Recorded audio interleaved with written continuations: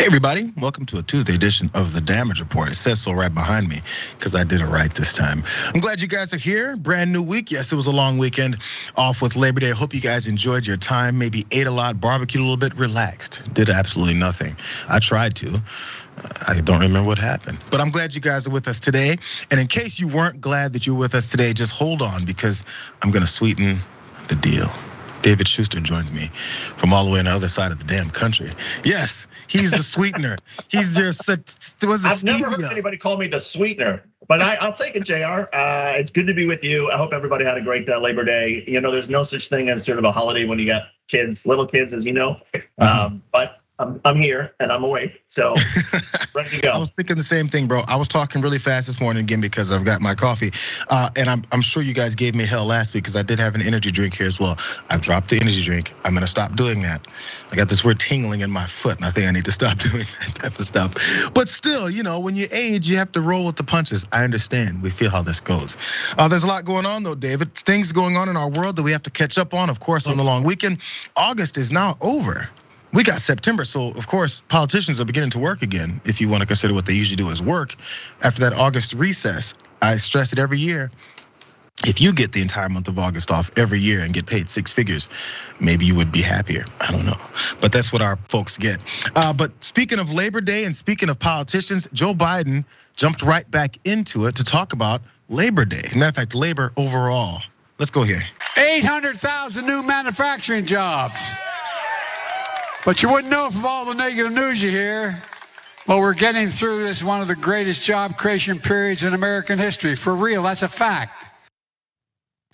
For real, that's a fact. Joe Biden talking about job creation in the country, of course, on Labor Day, touting his background, his successes in that area. Matter of fact, he went straight to talking about unions too. When I ran for president, I told you I'd have your back, and I have. You know, there are a lot of politicians in this country who don't know how to say the word union. They talk about labor, they don't say union. It's union. I'm one of them. I'm proud to say union. I'm proud to be the most pro-union president according to the experts about in American history. And by the way, I make no bones about that. Folks, in this Labor Day, let me tell you what we're celebrating. We're celebrating jobs, good paying jobs. Jobs you can raise a family on, union jobs. I feel like it was one of those loosely scripted speeches there, because we know Joe Biden when he's off script a little bit. He has to find out that the experts, according to the experts, they said things are going on. It's fine, I get it. But he's trying to get through the speech there a little bit. And not labor, but union. And I always point this out, or think about it to myself as well. Whenever we talk about our weekends, which isn't really a thing for anyone else that works their normal jobs outside of the office and normal scheduling. But the weekend exists. People talk about TGI Friday. No, man, we have a 3-day weekend. All that is a thing because of labor fights, because that was absolutely not a thing before. And now they're trying to reel back things like child labor laws. So who knows what else is next? We never know how fragile things are until people start challenging them, which we've of course seen. So Joe Biden can talk about those types of things, where we've been and where we continue to go and where even the opposing party wants to take us. But he's also gone to the leader of that opposing party to talk about what it is that he didn't do. When the last guy was here, you were shipping jobs to China. Now we're bringing jobs home from China. When the last guy was here, your pensions were at risk. We helped save millions of pensions with your help. When the last guy was here, he looked at the world from Park Avenue. I look at it from Scranton, Pennsylvania. I look at it from Claymont, Delaware. Not a joke. Guess what? The great real estate builder, the last guy here, he didn't build a damn thing. Under my predecessor, Infrastructure Week became a punchline. On my watch, infrastructure has been a decade and it's a headline. We like to fight here. David, you're up there in the Northeast. He mentioned Scranton. He mentioned what? Delaware. Is it happening up there like that? Are you one of those blue collar workers that can confirm this? Well, it's interesting. On Route 7, which is about, not far from where I live, and you go down about 4 or 5 miles, there's an intersection where there's this big giant sign that says this construction work made possible by Build Back Better. And so I think there is something to the idea that infrastructure is being noticed across the country. There's a lot of construction projects. I think people get a general sense that, yes, we are doing a better job in terms of spending on infrastructure. I think the other thing that's happening is the economy is actually, Biden's right. The economy is doing really well. Bidenomics, no matter what people want to say about it, the job creation stretch is remarkable, and it's defied a lot of the predictions that were coming from Wall Street and from a lot of market analysts. So Biden certainly has that going for him. I think the concern that so many people have is that, well, inflation was still pretty bad over the past year. Things tend to cost a lot more than they did a year ago. And the other part about it is, how come these terrific economic numbers are not translating into a wider lead that Biden should have in the polling over Donald Trump? To only be 2 or 3 points ahead of Donald Trump, a guy who's been, indicted on 91 charges, and Biden's got this great economic record, that's a problem. So I almost feel like if people just want to vote just based on the economy, sure, Biden's doing great, and Bidenomics is working. No matter how it's working, it's working. But it feels like we're in this period where people are focused on other stuff.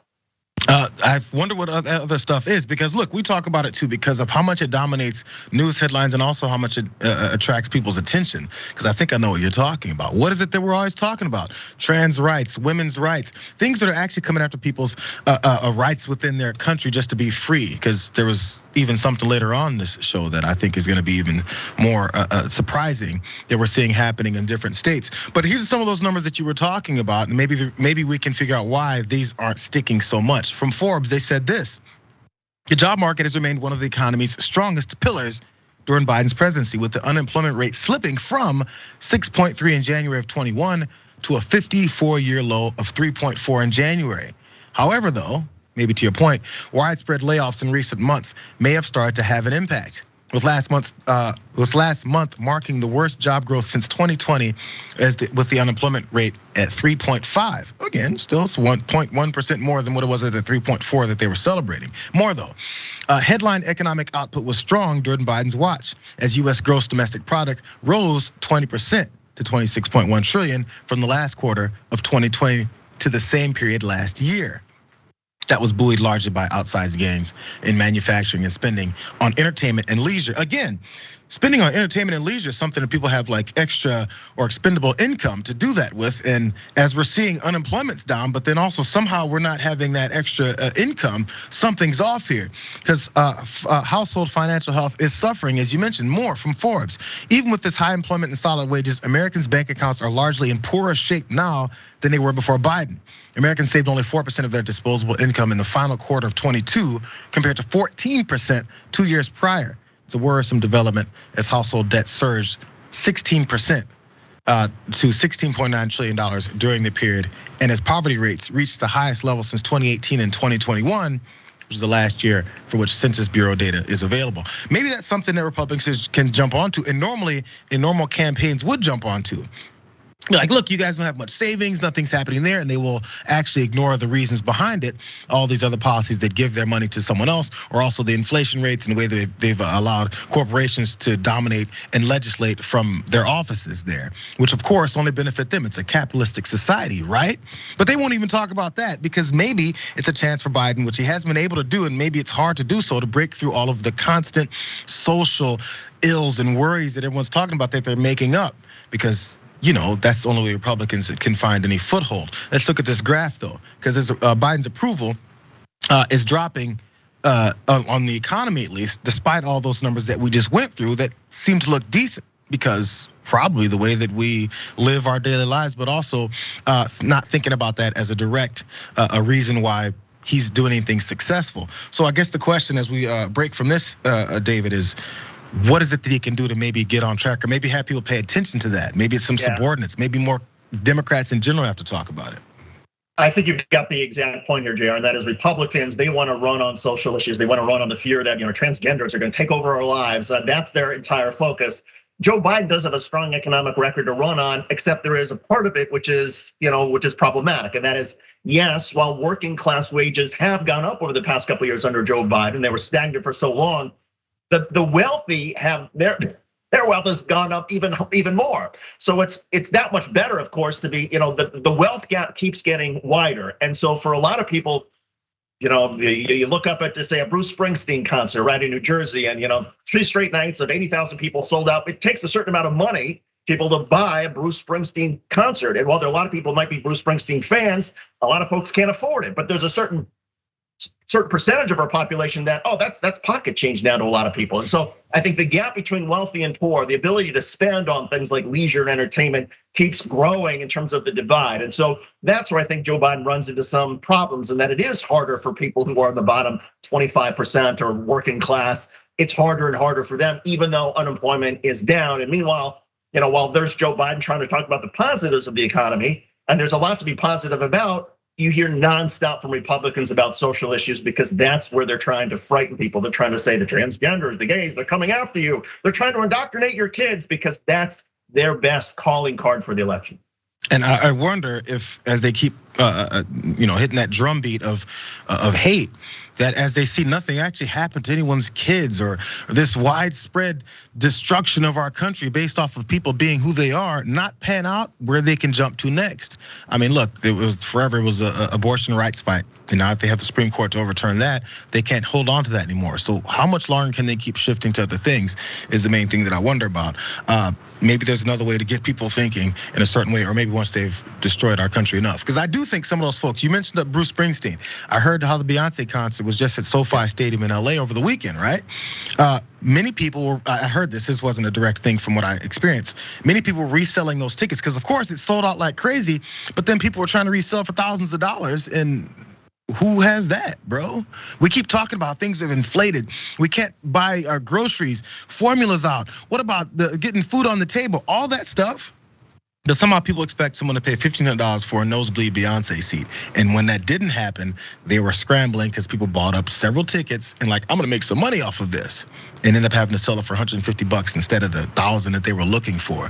Again, people are finding these weird ways to try and make money in this kind of an economy, because we don't get enough back. For our purchasing power isn't the same as how much we're bringing in, and we bring in more, but we just everything else is, people are taking more on the back end. So we're trying to find new ways of doing it, and sometimes it doesn't work. No concert to me is worth $1,500. I'm sorry.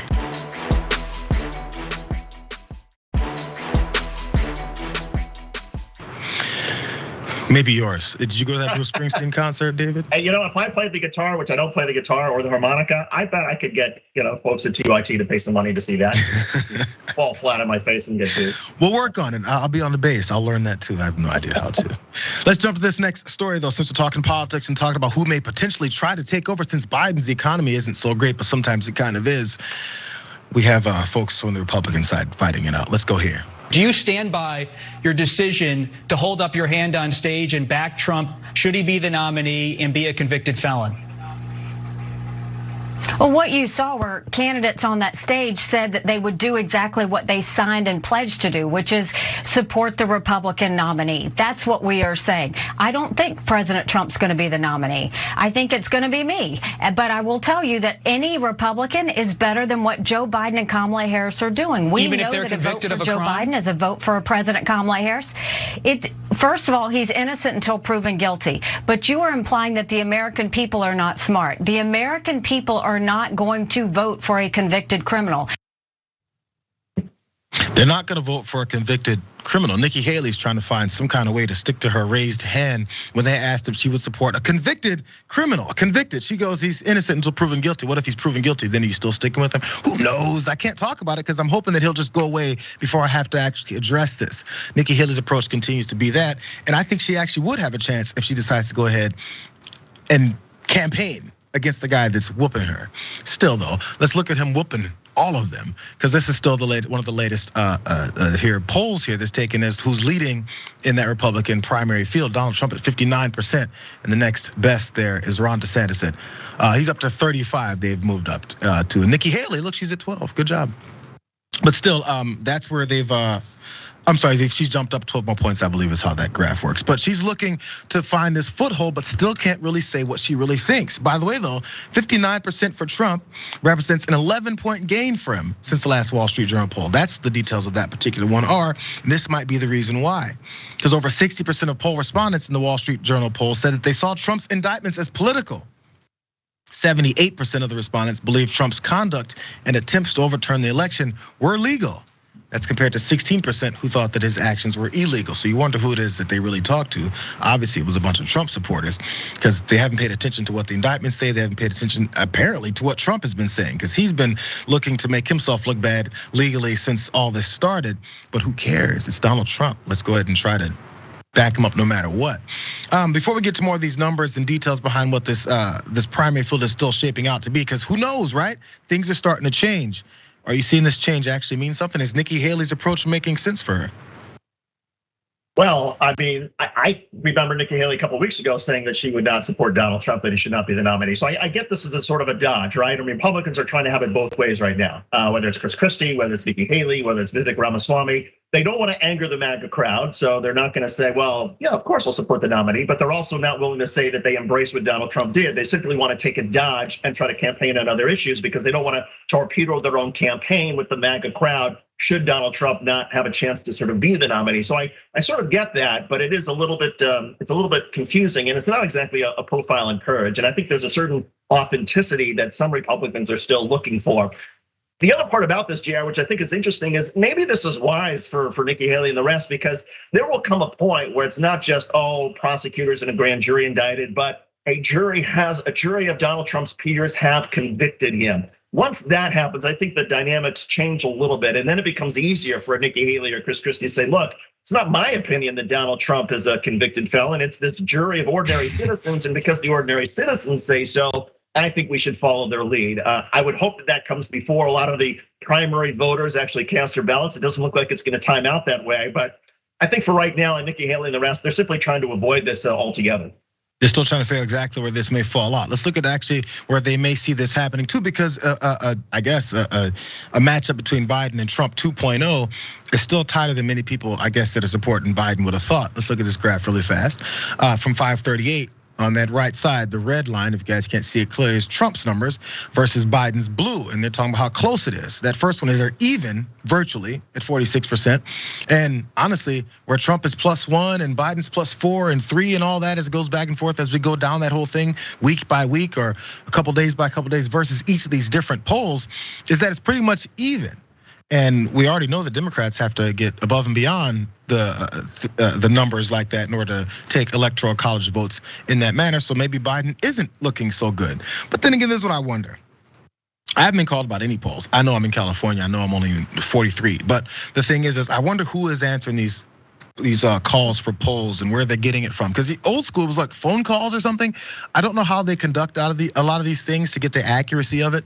But there's people who vote that don't necessarily participate in these polls or even get asked to participate in them. Because if I was, I don't think I would either, but I would definitely go out and vote.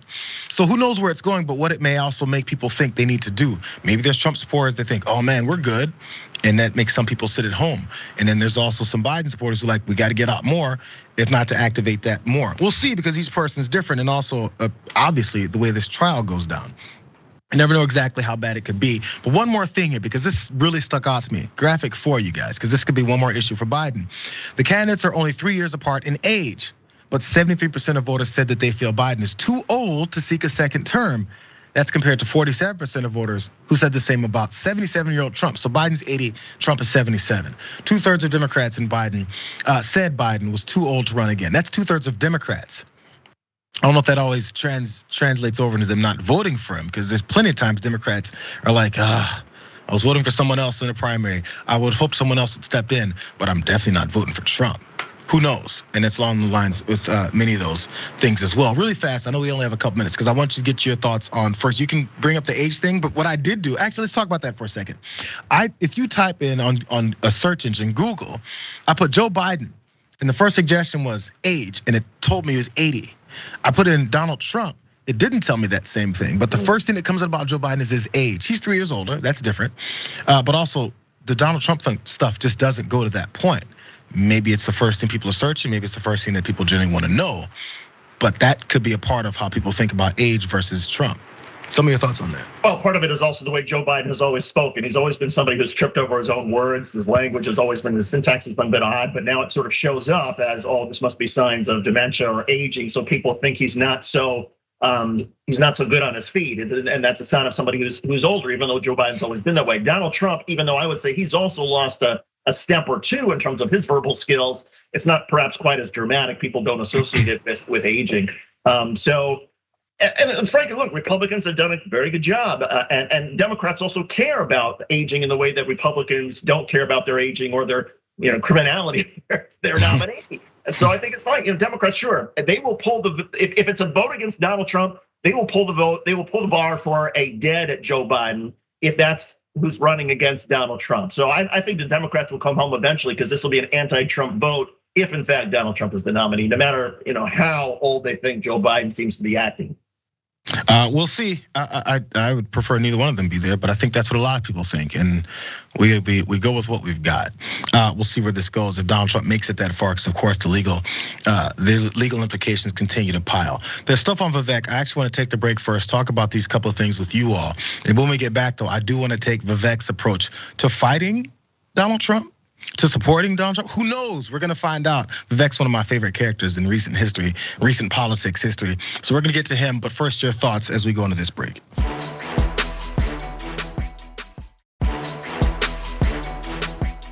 You find his actions abhorrent around January 6th. You said he was wrong to take the classified information. You said you would not do that yourself, yet you still say you would vote for him for president. That's what I don't get. George, I said what every Republican nominee said to make it on that debate stage, that we will actually support the Republican nominee from our party.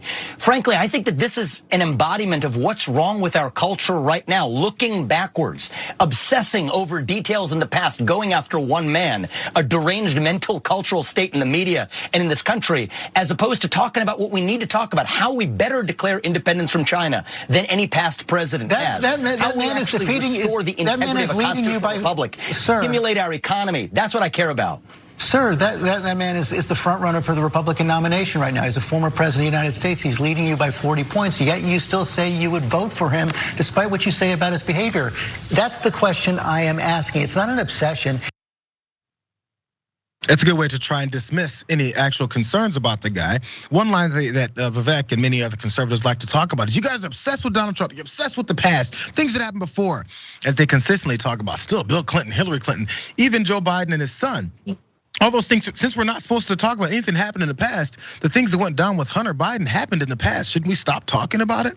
No, because it's what they're talking about. It's a nice deflection, try and get away from things, to even say, this is what I'm focused on, the economy and everything else. Really? Is that the way these things work? Or are we just trying to cover even further for the guy that you're running against? By the way, Vivek got into this kind of argument back and forth with Andrew Mitchell just last weekend in trying to defend Trump, or kind of not. Still though, maybe this is his chance. Let's watch this next clip. Back in January 2021, you described President Trump's actions then as abhorrent. What exactly did you find abhorrent about his actions around January 6th? I would have handled that situation very differently than Trump did. But I do draw a distinction, George, between bad behavior and illegal behavior. And once we start conflating those two things, I think we're in a long downward slide as a country.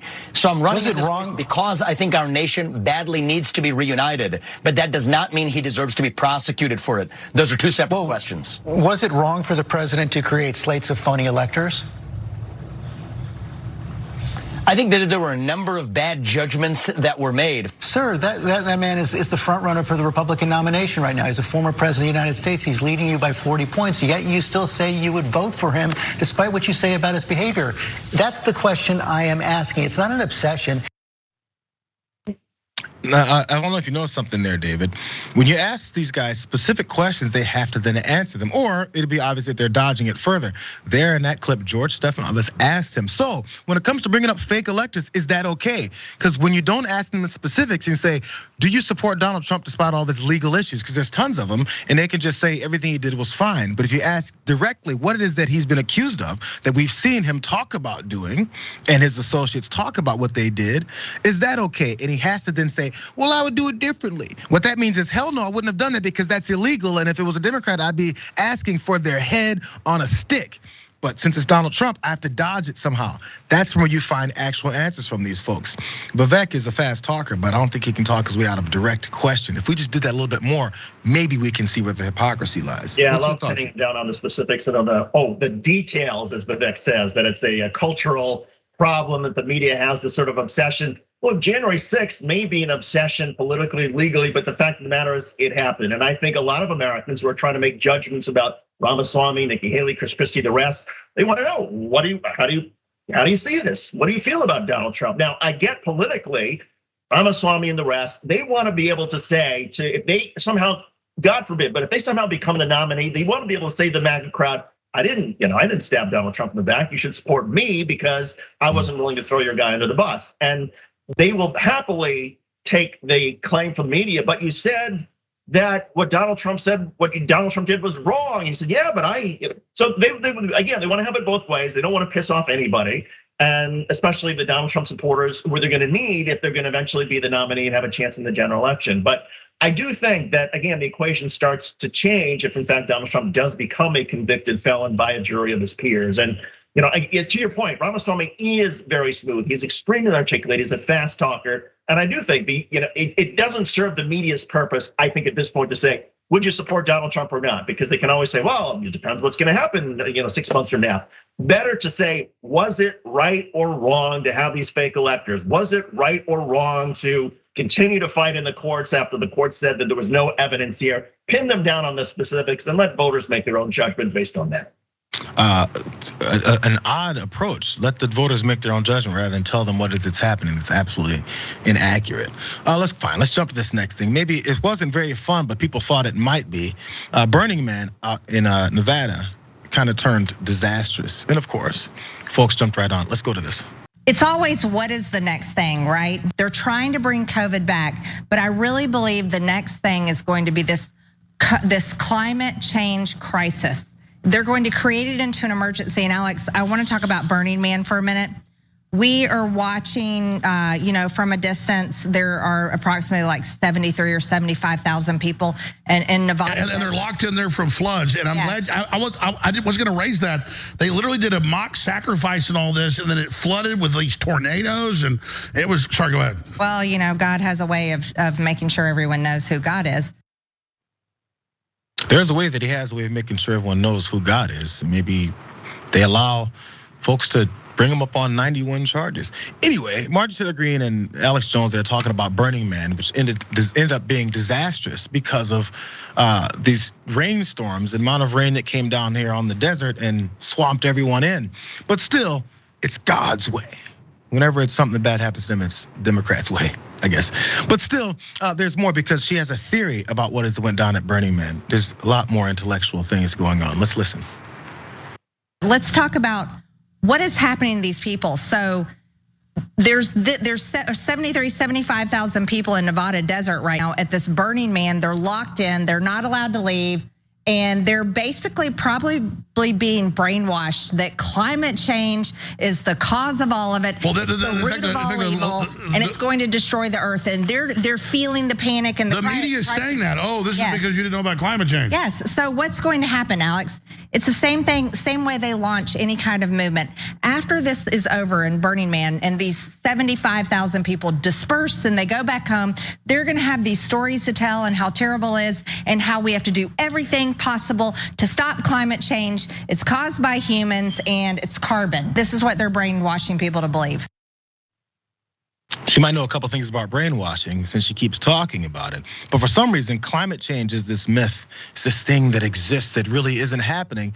But somehow they can say that, gay folks have angered Jesus too much. And that's why he's told them to come and persecute them. Who knows? It doesn't make any sense, but they can say Jesus changes everything, but somehow climate change that's been actually studied by scientists can tell you exactly what's happening and when it'll happen and when it does happen. But then after it happens, it's because of this. I'm gonna give you details of what happens at Burning Man, which might be another reason why so many conservatives are so upset. Graphic 1, you guys. Burning Man, in case you guys don't know, is a 9-day celebration of art and self-expression held in Black Rock City, a temporary community about 120 miles north of Reno. The festival, which has drawn around 70,000 people in recent years, is held at the end of each summer and culminates in the burning of a towering wooden sculpture shaped like a man. That's where we get Burning Man from.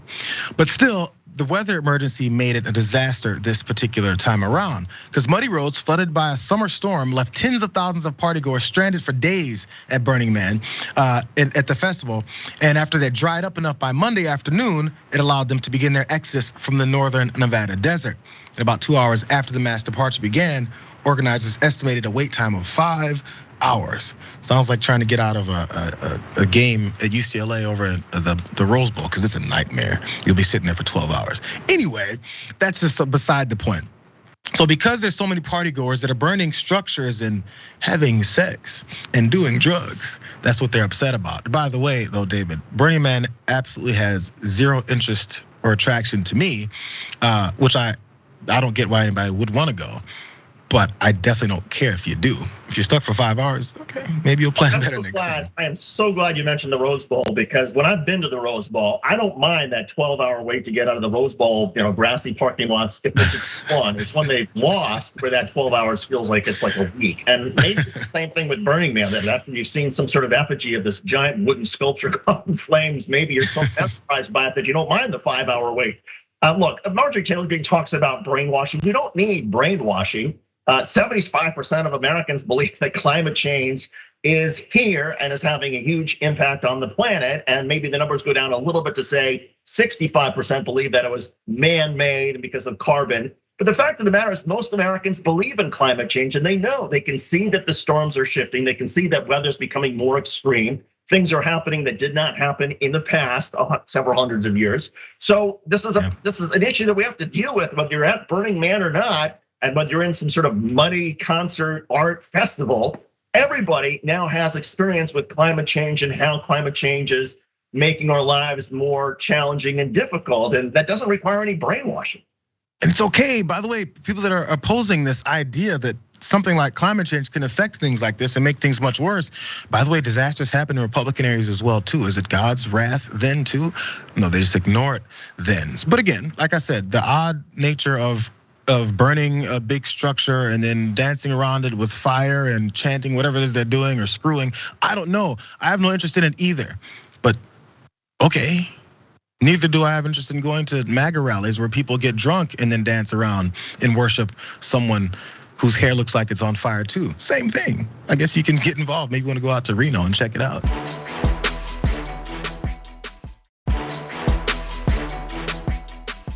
Let's go to more stuff really fast. I think I can squeeze this in really fast, you guys. Let's go to more January 6th folks that are very upset about the predicament that they've gotten themselves in. Let's go.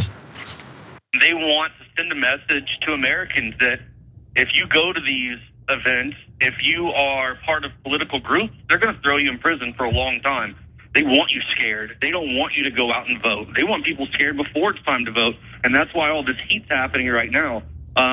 This is ridiculous. We went there that day with no plan, with nothing. We were there like every other American, but it's because we're a political group. We knew that there was going to be a hit on us as soon as Joe Biden mentioned us in the first presidential debate. Do you have hope that if Trump gets elected, despite all the challenges, he'll pardon you? Oh, I know he'll pardon us. I believe that with all my heart. And there's that same confidence that got people like Joe Biggs in this problem in the first place. I know it. Donald Trump has my back. The last guy that he screwed over, definitely that's not gonna happen to me. Happened to Rudy Giuliani, don't happen to me. Still though, there's Joe Biggs talking about how confident he is in Donald Trump pardoning. Why would he want to pardon someone who was one of his foot soldiers? Aren't you the badasses who stand for him? Are you willing to do time for your leader? No, he wants to get out of there. By the way, he said things differently in court. He wasn't such a badass then. From NPR, before being sentenced to these 17 years that he's received, Biggs begged for forgiveness and leniency. He begged for it. He downplayed his role on January 6th, and it said that day was set to be the last event he planned to do with the Proud Boys, as he had planned to step back from the organization. Convenient timing there, Joe. He says, I was seduced by the crowd. Curiosity got the better of me, and I will regret that for the rest of my life. No wonder they think people can just be gay because they're seduced by seeing gay folks enjoy their life. Weird. I guess he was also seduced by a violent crowd. Maybe you're violent. Maybe you're part of the seduction of violence. Maybe you're one of those people. maybe a thought. Still though, Biggs is currently complaining about the conditions he's also seeing there in the Seminole County Jail, including lambasting in the inedible food in his interview there. Still talking about how horrible these conditions are. But the thing is that I also noticed, because again, I mentioned this maybe a couple weeks ago on CNN, they talked about the conditions with Trump down at Fulton County and how he could, post his $200,000 and get out. They mentioned the horrible conditions of that jail. The Associated Press talked about some of those conditions. Fulton County Jail, which has long been a troubled facility, is the jail that Donald Trump had to go and turn himself into. The Justice Department last month opening a civil rights investigation into the conditions there, citing filthy cells, violence, and the death last year of a man whose body was found covered in insects in the main jail's psychiatric wing. 3 people have died in Fulton County custody in the past month. But when Donald Trump had to go down there, we were concerned about whether or not he had to touch anything because it might contaminate him. Because in that justice system that we don't care about when inmates die with insects covering them in psychiatric areas, or also when people just die within 1 month, no problem. They shouldn't have done the crime. When Donald Trump does the crime, I can't believe they would do this to him. If they do it to me, they'll do it to you. They already do it to you, bro. They don't want to go to a country club, right? You participate in January 6th. You don't have to go to the hardcore jail that most folks have to go to. You want to go to the country club where you can sort of relax and sing your Star Spangled Banner with your fellow MAGA rioters.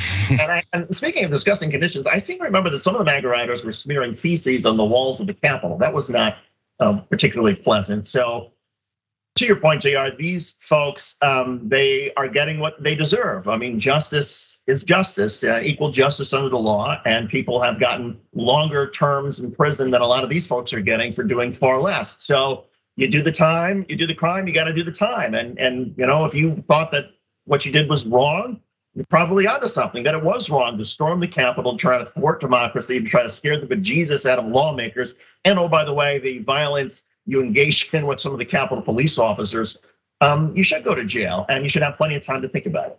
Maybe the driver of the getaway car was seduced by the opportunity for money from that bank. And after then bro, you go to jail. A nice seduction. Maybe you can keep thinking about what you're seduced by while you spend 15 years in jail. Still though, this might be if you have something, one more thought? I was gonna say, well, let's also then ban the books about bank robberies, because we don't want our kids to be seduced by the books to convince them to engage in bank robberies. It's the Law and Order Party, David. But this might be the reason why the Law and Order Party is now the Donald Trump Pardon Me Party, because he says things like this to them. If I run and if I win, we will treat those people from January 6th fairly. We will treat them fairly. And if it requires pardons, we will give them pardons, because they are being treated so unfairly. It's the same line over and over and over again. He's not gonna do anything for you. He's gonna do all that to help himself. That's for votes, bro. As a matter of fact, a little bit more, not only that, he won't just pardon you, but if you happen to skirt the law somehow, he'll actually give you a job. He gave a job to this guy, Dylan Quattruzzi. And this is what he said when he was a part of that mob. I have a message. I have a message. I have a message. I have a message. I have a message. If you are a police officer and you are going to abide by unconstitutional bullshit, if you are a police officer and you are going to abide by unconstitutional bullshit, I want you to do me a favor right now and go hang yourself, because you're a piece of shit. Go f yourself. You get a job with the Trump administration or campaign or something after that point, because that's showing you're a good foot soldier. You're not gonna actually tell the truth. You'll sacrifice yourself for him instead. It's a very selective process when it comes to this whole thing. But really quick, let's go to graphic 5 though, because according to 2 people familiar with Quattruzzi, I apologize if I'm destroying your name, that video was him. While the Capitol is in the background behind him, there's no evidence that he entered the building, but he was definitely part of that whole group. So 4 officers who responded to the riot on January 6th, as he said they should hang themselves, anyone that's part about this, they later died by suicide. The Justice Department determined this month that one of those officers, Jeffrey Smith, died in the line of duty as part of a process that awards survivor benefits to his then widow. And lastly here, Trump has made defense of law enforcement a central tenet of his political identity, as we've already seen. The whole party does that, despite his supporters' attack on police after that 2020 election. And he's also portrayed the mob at the Capitol as patriots. and said he would pardon a large portion, as you saw there. So that's his whole approach and shtick to this whole thing. So that's how it works. And then they continue to be seduced by him. He's so charismatic. I'll go and fight and get arrested for you yet again. I'll talk to you guys on this break again because I love you. And then after that, we'll come back and talk a little bit more. Probably one of the more stark stories of the day. We're going down to Texas yet again. Not about Paxton, but more about how they're trying to keep people within the state. But certain people, because they believe all of them are criminals because of new laws about how much they hate America and freedom. We'll do that in a second.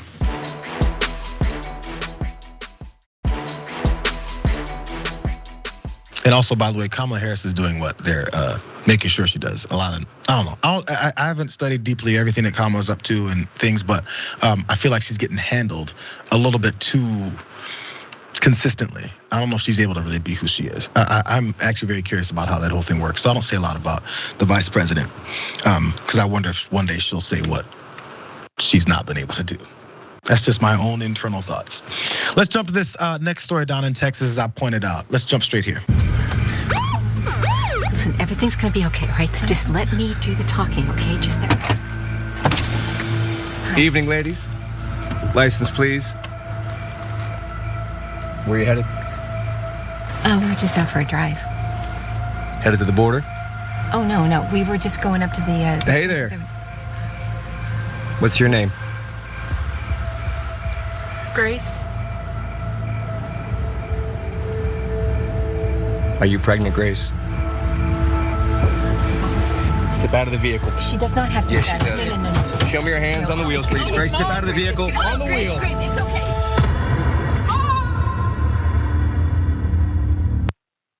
Don't know if you guys saw that before, but last spring, Midas Touch released that ad depicting this dystopian society where police would be pulling folks over. They're depicting a mother and a young daughter looking for some way to take care of this pregnancy she has, and didn't explain why that they were looking to take care of it in a way as far as abortion goes, but it was at least showing the way things could be.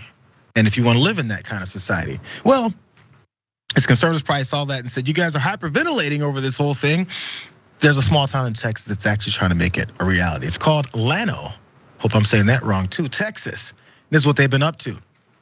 Because more than a year after Roe versus Wade was overturned, many conservatives, oddly, have grown frustrated by the number of people that are able to circumvent anti-abortion laws, with some advocates grasping for even stricter measures that they hope will fully eradicate abortion nationwide. Pause. Do you guys remember when Roe versus Wade was struck down and they said, this is just the states' rights issues. We want to send it back to the states. You guys shouldn't be so concerned about nationwide abortion restrictions because that's not what we're on, as they're on it now. But this particular thing is about something a bit closer to the home down there in Llano. That frustration is driving a new strategy in heavily conservative cities and counties across Texas. Designed by the architects of the state's heartbeat ban that took effect months before Roe fell, ordinances like the one proposed in Llano, where some 80% of voters in the county backed President Trump in 2020, the proposals make it illegal to transport anyone to get an abortion on roads within the city or city limits. The laws allow any private citizen to sue a person or organization they suspect of violating the ordinance. That part is what they took from a heartbeat bill, I believe, or maybe even some of the other bills that they were pushing, saying any random citizen can see a doctor, see a woman, see a mother, see a young woman, see a birthing person and go, you know what, I know what they're doing. I get to sue and I'm gonna take the law in my own hands because that's what I feel.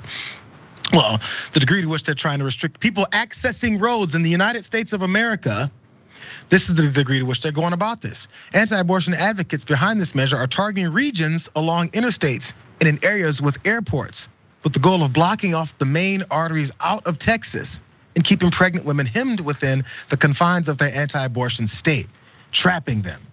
These provisions have already passed in 2 counties and 2 cities, creating a legal risk for those traveling on major highways, including Interstate 20 and Route 84, which head toward New Mexico, where abortion remains legal and new clinics have opened to accommodate Texas women.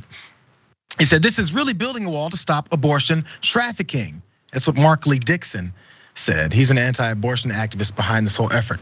Abortion trafficking. So there's that old thing Republicans always say, if you don't like it, why don't you go somewhere else? Well, people are trying to go somewhere else and you're trying to trap them in the state because it's not about freedom. It's not even about the kids.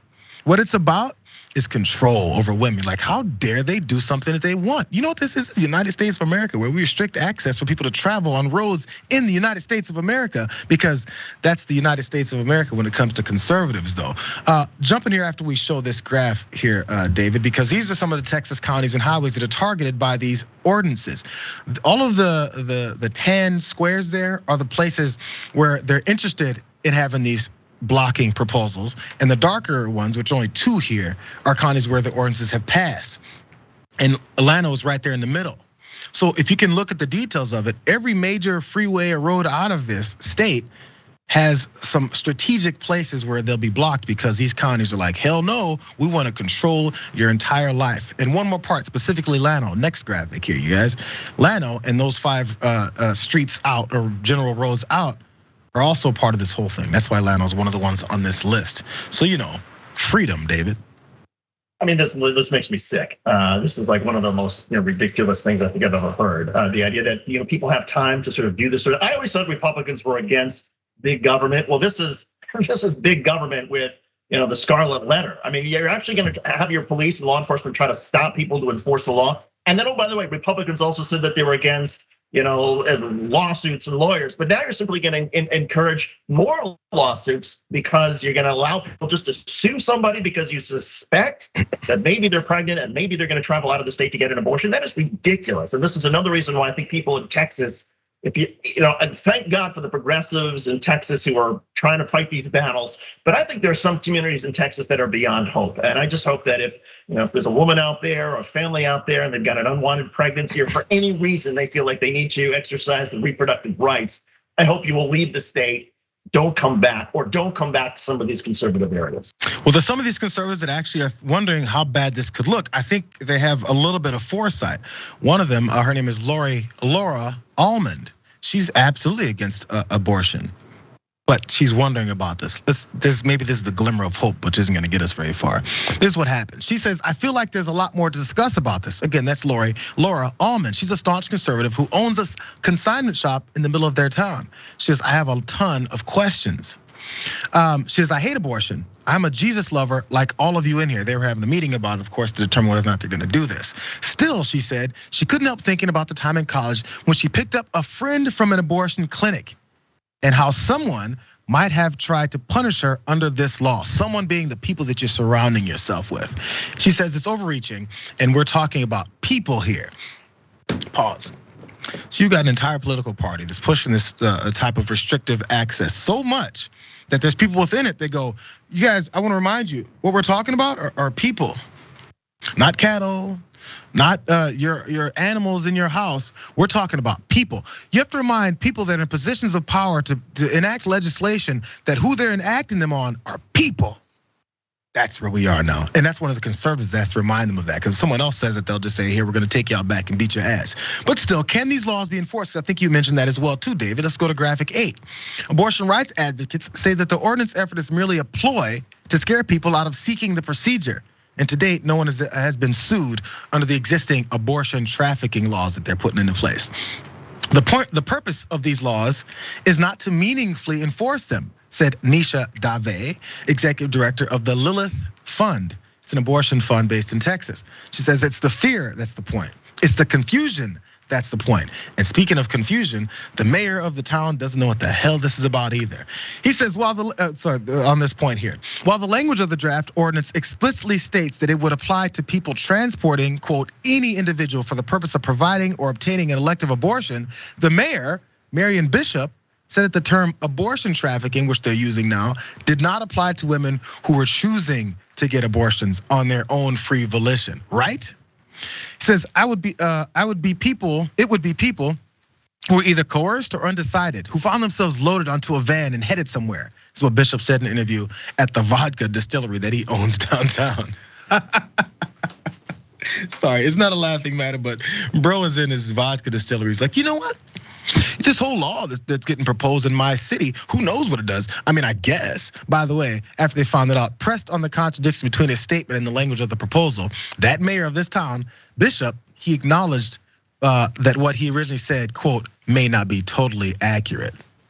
Come on. Here's a law that would make more sense. I'll do this real quickly. Here's a law that would make sense. If you're against abortion, require that every teenager, anybody who's driving around must carry condoms.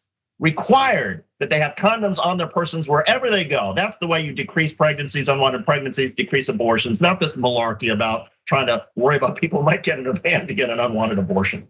David, protection, education, safe sex. What are you talking about? We know the answer to this whole thing is just then eventually, if you see a 16-year-old driving around with his girlfriend in his car, what you do is you pull them over and say, have you guys been having sex? Was it last week? If so, I'm gonna arrest you. That's where we're going, bro. How much further back can you get, right? Yep. Restrictive access. Let's take this break, you guys. We're going into the aftermath after this, of course. So please, if you're nice and comfortable, if you're not comfortable, get comfortable. Grab your ass cheeks. Hold on, we'll be back in a few more minutes.